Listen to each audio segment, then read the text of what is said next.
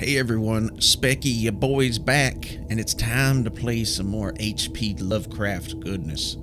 It's time for a little Dagon. So, if you're not familiar with the Dagon story, Dagon is like one of the eldritch gods in H.P. Lovecraft's books. People in Innsmouth usually worshipped him and stuff like that, you know. He's got a lot of underwater sea monsters that work for him and stuff, and yada yada yada. But this is Dagon by H.P. Lovecraft, and if you haven't read the story, you should read the story. But if you don't want to read the story, you can just watch me play the story here and now. Let's get started. Dagon is a faithful interactive adaptation of H.P. Lovecraft's work focused on story and atmosphere. You will not find difficult choices, action sequences, or inventory management here, and movement is limited to progressing through locations along with the plot. I am writing this under an appreciable mental strain, since by tonight I shall be no more. During the game, you will encounter interactive elements. Some of them will allow you to continue your journey.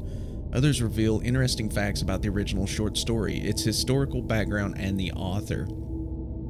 Cool. Some of the trivia is hidden. In order to find the secrets, focus your eyes and look for the Elder Sign. You can also access all of the found facts later. They will be available in the main menu. Okay, so let's look around at all the stuff here. I can't actually move physically. Penniless, and at the end of my supply of the drug which alone makes life endurable, I can bear the torture no longer, and shall cast myself from this garret window into the squalid street below. Jeez, dude. Calm down. No! Do not think from my slavery to morphine that I am a weakling or a degenerate. Okay, so this guy is addicted to some serious stuff. Much like every Lovecraft protagonist. When you have read these hastily scrawled pages, you may guess, though never fully realize, why it is that I must have forgetfulness or death. Okay. I mean, I'm gonna look at it, but don't kill yourself. Don't jump out the window while I'm reading this stuff, okay? That's the Elder Sign. That's that. I'm gonna check this out. Okay, the Seeker. Morphine. Morphine entered into use in the 19th century and was routinely administered to treat severe pain during the American Civil War, 1861 through 1865, and World War I, 1914 through 1918. It was also sold without restrictions until 1914. Ridiculous. This stuff puts people in rehab. Morphine, or kills people. Morphine became more popular after the invention of the hypodermic syringe around 1854. Frederick Sertner, I hope I'm saying that right, who first isolated the substance, originally named it morphium, after Morpheus, the Greek god associated with dreams.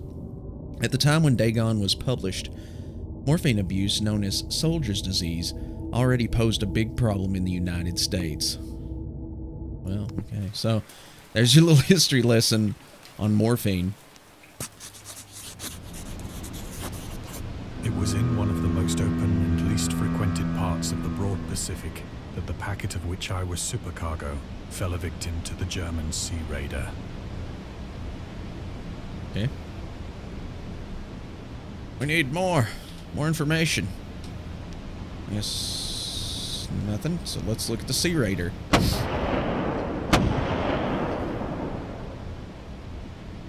The Great War was then at its very beginning, and the ocean forces of the Hun had not completely sunk to their later degradation, so that our vessel was made a legitimate prize, whilst we of her crew were treated with all the fairness and consideration due us as naval prisoners. The Huns. The Huns were Central Asian nomads who established a dominion in Europe and invaded the Roman Empire in the 5th century AD. They were known as brutal, deadly warriors and masters of quick raids who also developed powerful composite bows, lassos, and early siege weapons. During World War I, the British used the word Hun as a synonym for Germans in order to emphasize their brutality. However, the term originated when the German Emperor Wilhelm II gave a speech to his troops on 27th July 1900s before they embarked to China. Should you encounter the enemy, he will be defeated. No quarter will be given. Prisoners will not be taken. Whoever falls into your hands is forfeited. Just as 1,000 years ago, the Huns under the King Attila made a name for themselves, one that even today makes them seem mighty in history and legend. May the name German be affirmed by you in such a way in China that no Chinese will ever again dare to look cross-eyed at a German. The refusal to take prisoners was a clear breach of the laws and customs of war adopted during the First Hague Convention of 1899. Cool. So this, I don't move. It moves me. So liberal, indeed, was the discipline of our captors that 5 days after we were taken, I managed to escape alone in a small boat with water and provisions for a good length of time. Okay. Anything about this boat? No. Anything up in the sky? No.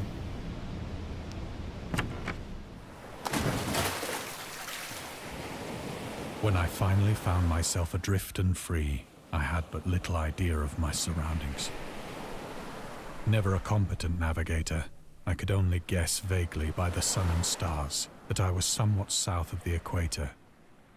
Of the longitude, I knew nothing, and no island or coastline was in sight. What was that noise? I swear I heard something. Yeah, I guess we're looking at the moon here. We can look all the way around. Huh. The weather kept fair, and for uncounted days I drifted aimlessly beneath the scorching sun, waiting either for some passing ship or to be cast on the shores of some habitable land. Is it a water flask? But neither ship nor land appeared, and I began to despair in my solitude upon the heaving vastness of unbroken blue. The change happened whilst I slept. Its details I shall never know. For my slumber, though troubled and dream-infested, was continuous.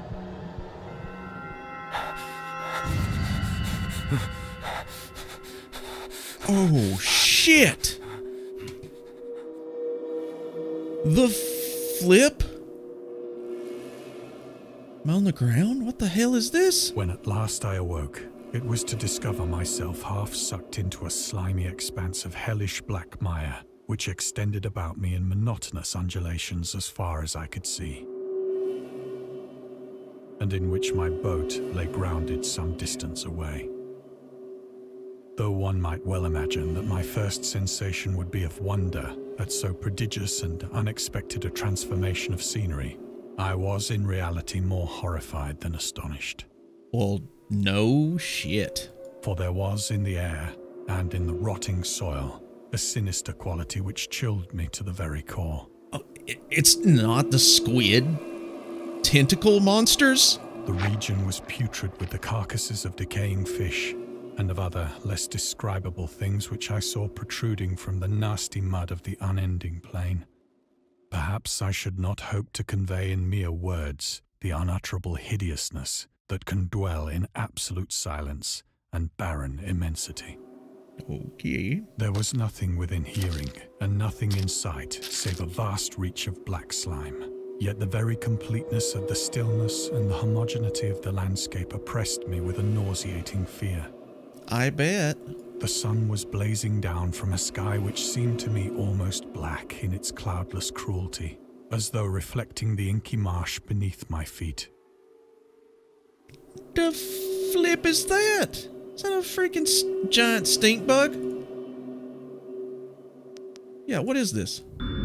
Origins of Dagon. Dagon seemed to be inspired by Fishhead, a short novel by Irvin S. Cobb. Cool. About unnatural affinities between a hybrid idiot and the strange fish of an isolated lake. Supernatural horror in literature, H.P. Lovecraft. And Lovecraft's dream about a strange island. emerging from the ocean and him crawling in the ooze that covered its surface. I dreamed that whole hideous crawl, and can yet feel the ooze sucking me down. In defense of Dagon, H.P. Lovecraft. Lovecraft's interest in the topic stemmed from his aversion to fish and sea smells. In his own words, I have hated fish and feared the sea and everything connected with it since I was 2 years old, but I cannot recall what earlier experience gave me such a profound and lasting aversion to the sea and seafood. The Dweller in Darkness, Lovecraft, 1927, Donald Wandre. Well, I've got to admit, this is not something to chuckle at here. Why the sound effect? As I crawled into the stranded boat, I realized that only one theory could explain my position. Yeah? Through some unprecedented volcanic upheaval, a portion of the ocean floor must have been thrown to the surface, exposing regions for which innumerable millions of years had lain hidden under unfathomable watery depths. Best explanation I think anyone can come up with. So great was the extent of the new land which had risen beneath me that I could not detect the faintest noise of the surging ocean, straining my ears as I might. Nor were there any seafowl to prey upon the dead things.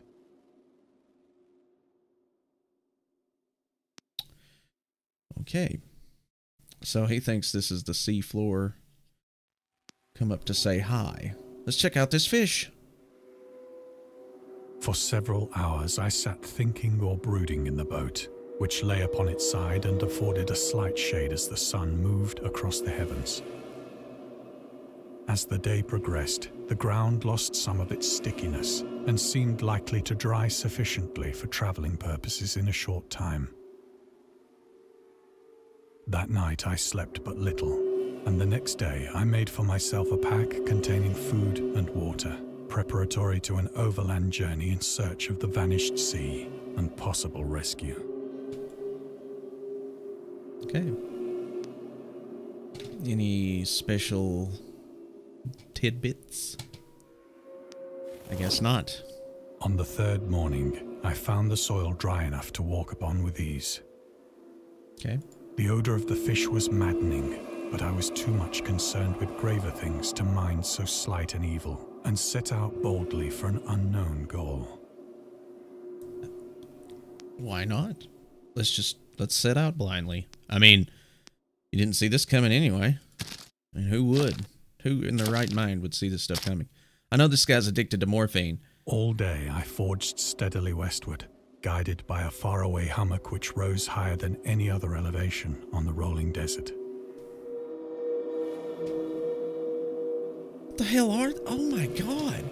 Could you imagine this shit like tearing into your flesh?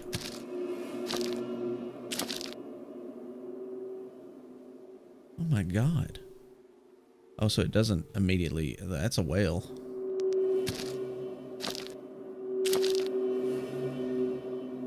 That night I encamped, and on the following day still travelled toward the hummock, though that object seemed scarcely nearer than when I had first espied it. Lovecraft has very old English words. Seems like very, very deep vocabulary.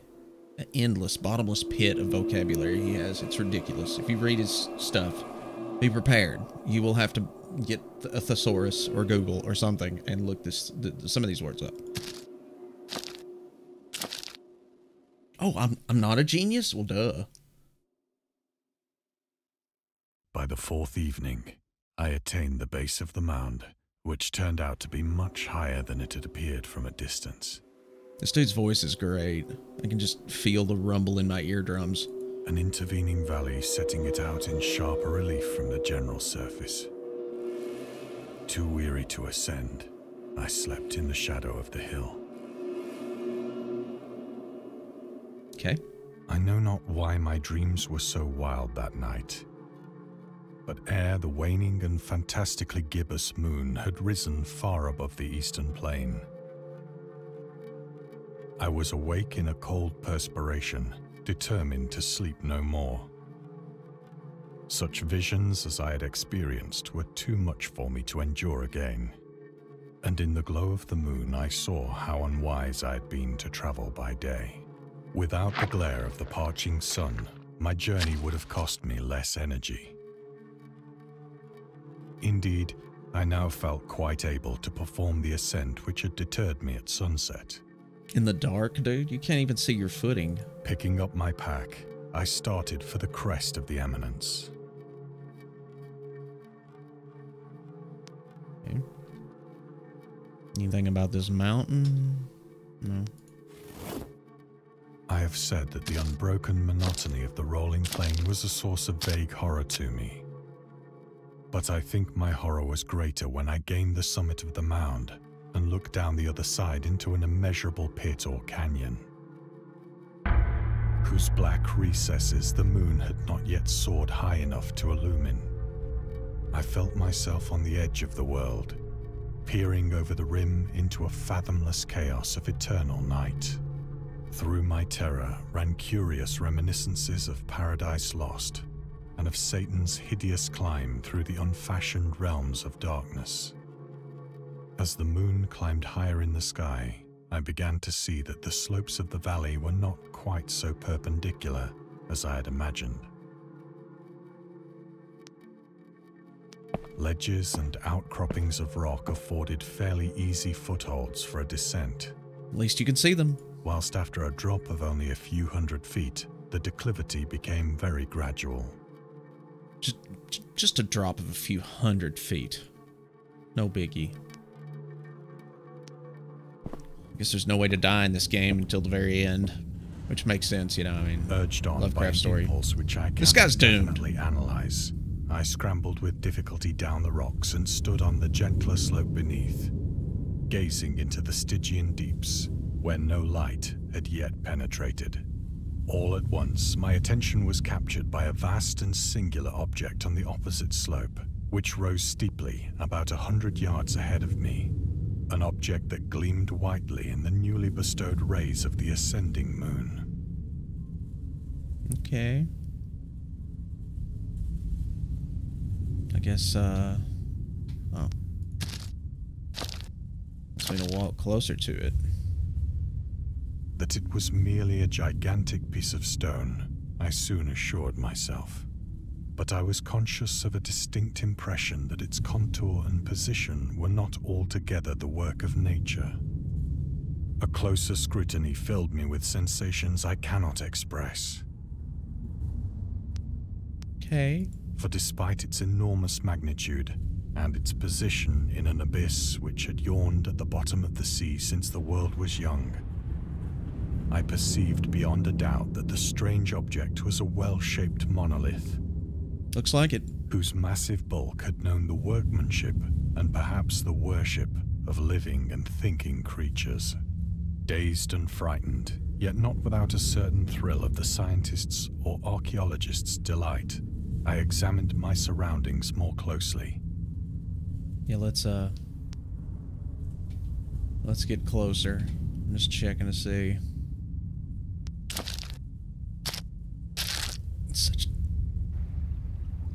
The moon, now near the zenith, shone weirdly and vividly above the towering steeps that hemmed in the chasm, and revealed the fact that a far-flung body of water flowed at the bottom, winding out of sight in both directions and almost lapping my feet as I stood on the slope. Across the chasm, the wavelets washed the base of the Cyclopean monolith, on whose surface I could now trace both inscriptions and crude sculptures. It looks like a horizon with fish in the sky, maybe an ocean, and then there's things in the deep. Yeah. This is getting good. The writing was in a system of hieroglyphics unknown to me, and unlike anything I'd ever seen in books. Is that freaking Cthulhu in the middle there, or just a squid? It looks like it has arms and wings. consisting for the most part of conventionalized aquatic symbols such as fishes, eels, octopi, crustaceans, mollusks, whales, and the like. Several characters obviously represented marine things which are unknown to the modern world, but whose decomposing forms I had observed on the ocean-risen plain.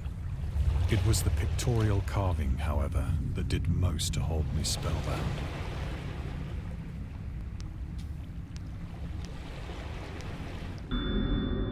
Storytelling methods. Dagon contains many themes and storytelling methods that Lovecraft deployed in his later works, such as the telling the story through carvings at the Mountains of Madness. Good story. Probably one of Lovecraft's best. The Nameless City. Journals and characters' notes. The Shadow Out of Time. The Haunter in the Dark. Islands emerging from the ocean. The Call of Cthulhu. Or fictional beings and deities based on real events and mythologies. Migo and the Whisperer in Darkness. It's also considered the origin of the popular Cthulhu mythos. Some of Lovecraft's other stories also include in a manner similar to Dagon, but let's skip the details in order not to spoil the ending. Right? We don't want to skip. Plainly visible across the intervening water, on account of their enormous size, were an array of bas-reliefs whose subjects would have excited the envy of a Doré. I think that these things were supposed to depict men, at least a certain sort of men, though the creatures were shown disporting like fishes in the waters of some marine grotto, or paying homage at some monolithic shrine which appeared to be under the waves as well. Of their faces and forms I dare not speak in detail, for the mere remembrance makes me grow faint. It's driving you insane. Grotesque beyond the imagination of a Poe or a Bulwer. They're terrifying. Could you imagine seeing that shit coming at you in the water? They were damnably human in general outline, despite webbed hands and feet, shockingly wide and flabby lips. Flabby lips. Glassy, bulging eyes, and other features less pleasant to recall. Curiously enough, they seem to have been chiseled badly out of proportion with their scenic background. I bet. For one of the creatures was shown in the act of killing a whale, represented as but little larger than himself. It's huge. It's freaking huge. I remarked, as I say, their grotesqueness and strange size, but in a moment decided that they were merely the imaginary gods of some primitive fishing or seafaring tribe. Yeah, sure, this monolith, you know, you can't believe it. The ocean rised from the depths and now you're seeing some kind of crazy monolith and it... Okay. Some tribe whose last descendant had perished eras before the first ancestor of the Piltdown or Neanderthal man was born. Yes, makes sense. I mean, stuff, alien civilization before humans, maybe? Awestruck at this unexpected glimpse into a past beyond the conception of the most daring anthropologist, I stood musing whilst the moon cast queer reflections on the silent channel before me. Then, suddenly, I saw it. What? With only a slight churning to mark its rise to the surface, the thing slid into view above the dark waters. Oh, shit! Fiend-like and loathsome, it darted like a stupendous monster of nightmares to the monolith, about which it flung its gigantic scaly arms, the while it bowed its hideous head and gave vent to certain measured sounds. And then you passed out. I think I went mad then. Yeah. Of my frantic ascent of the slope and cliff, and of my delirious journey back to the stranded boat, I remember little.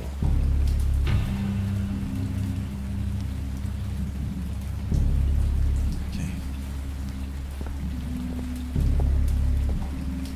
How you escaped such a creature. I believe I sang a great deal, and laughed oddly when I was unable to sing. Yeah. We have lost our damn mind.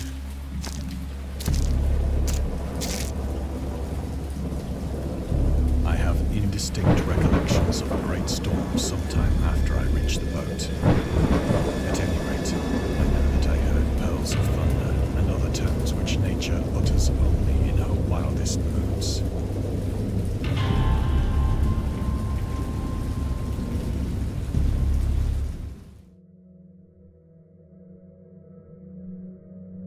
When I came out of the shadows, I was in a San Francisco hospital, brought thither by the captain of the American ship which had picked up my boat in mid-ocean.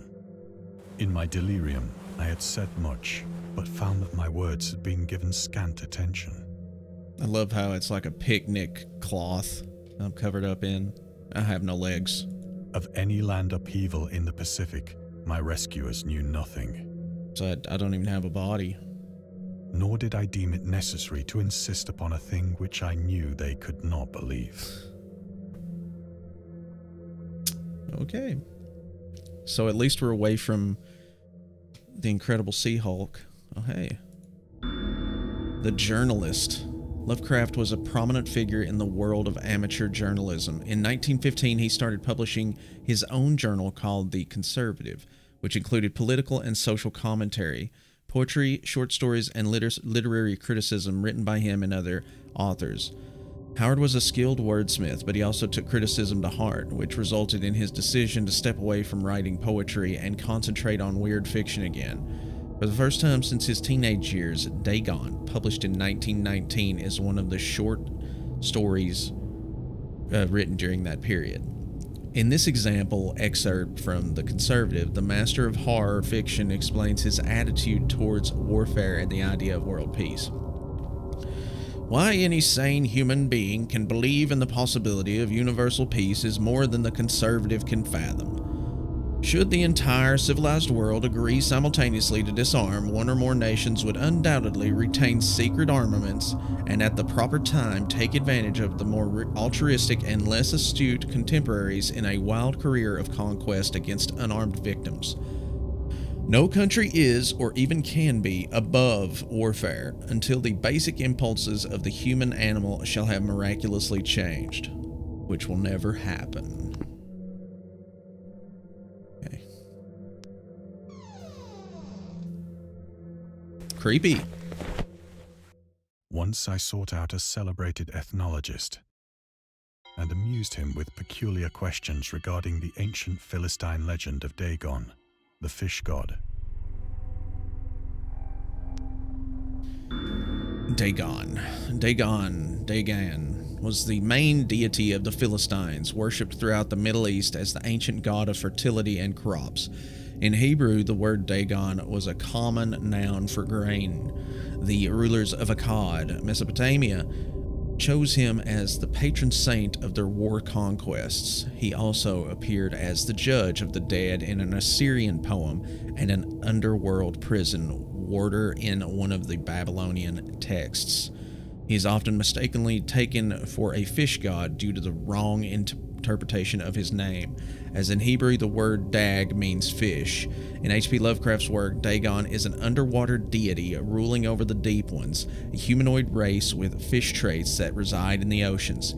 He is worshipped by a secret cult called the Esoteric Order of Dagon. And guys, I'm going to have to end it here for right now. We will be back, and we will check out some more things.